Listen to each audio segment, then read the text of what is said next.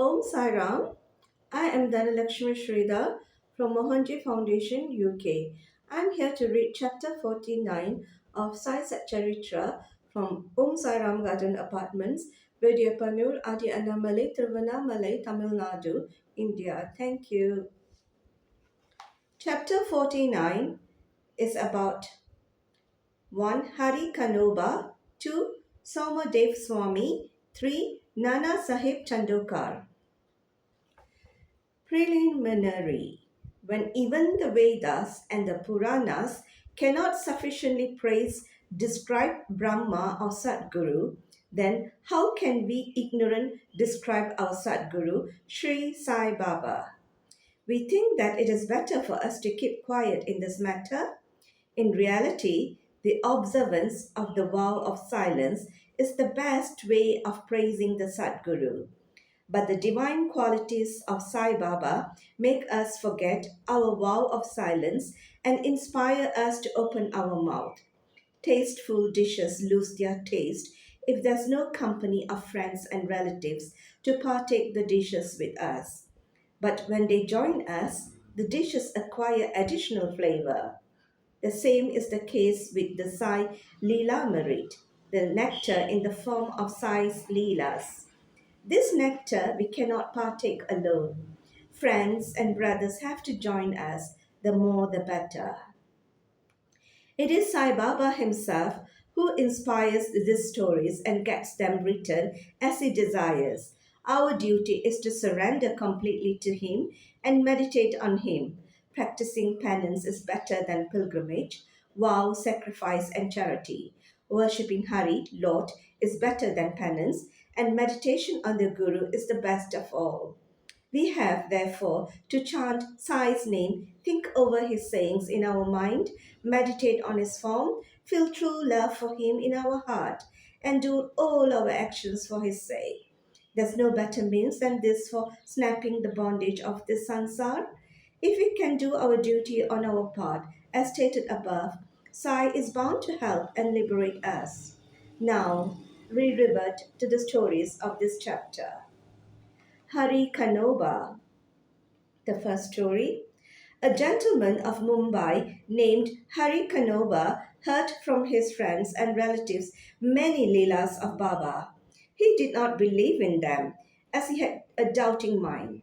He wanted to see Baba himself, so he came to Shirdi with some Mumbai friends. He wore a lace-bordered turban on his head, and a new pair of sandals on his feet. On seeing Baba from a distance, he thought of going to him and prostrating himself before him. He did not know what to do about his new sandals. After going to one corner in the open courtyard, he placed them there and went in the masjid and had Baba's darshan. He made a reverential bow to Baba, took udi and prasad from Baba and returned.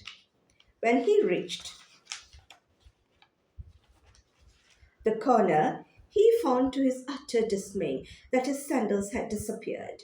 He searched for them in vain and returned to his lodging very much dejected. He bathed, offered worship and naivedya, and sat down for his meals. But all this while he was thinking about nothing but his sandals. After finishing his meals, he came out to wash his hands when he saw a Maratha boy coming towards him. He held in his hand a stick, at the end of which was hanging a pair of new sandals.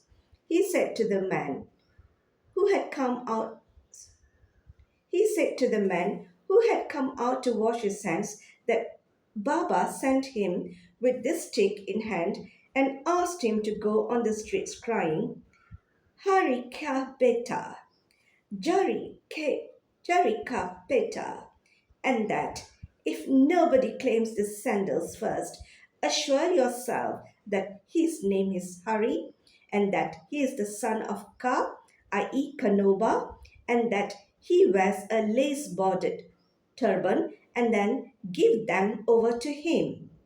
On hearing this, Hari Kanoba was pleasantly surprised. He went ahead to the boy and claimed the sandals as his own. He said to the boy that his name was Hari and that he was the son of Kanoba, and showed him his lace bordered turban. The boy was satisfied and returned the sandals to him. Harkanoba wondered in his mind that his lace bordered turban was visible to all, and Baba might have seen it. But how could he know that his name was Hari and that he was the son of Kanoba, as this was his first trip to Shirdi? He came there with the sole object of testing Baba, and with no other motive. He came to know by this incident that Baba was a great Satpurush. He got what he wanted and returned home well pleased.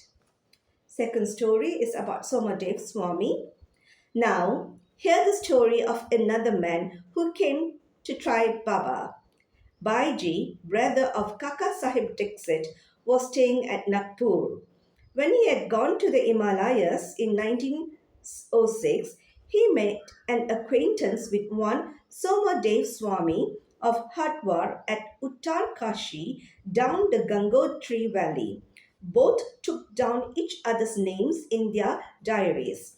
5 years later, Somadev Swami came to Nagpur and was Baji's guest.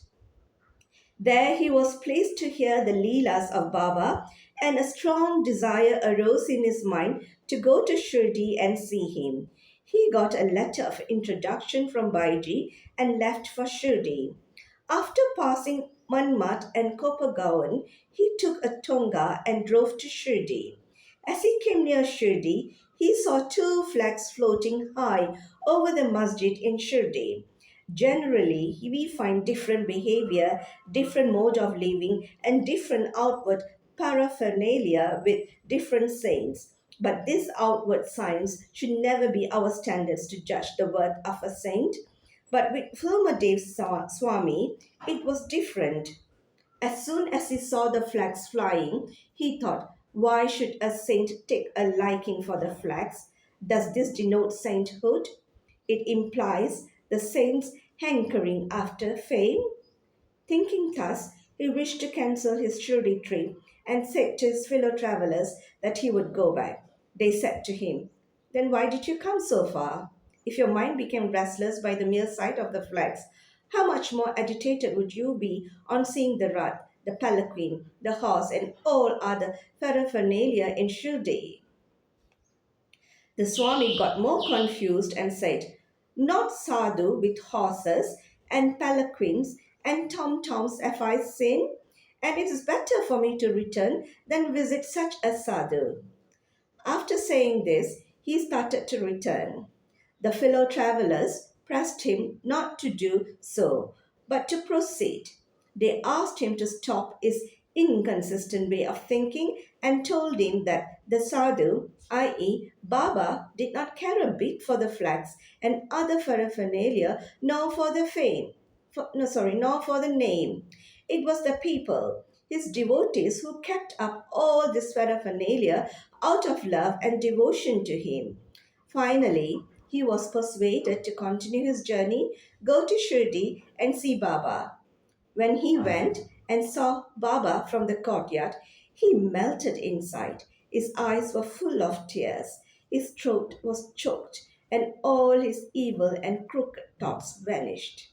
He remembered his Guru's saying that is our abode and place of rest, where the mind is most pleased and settled.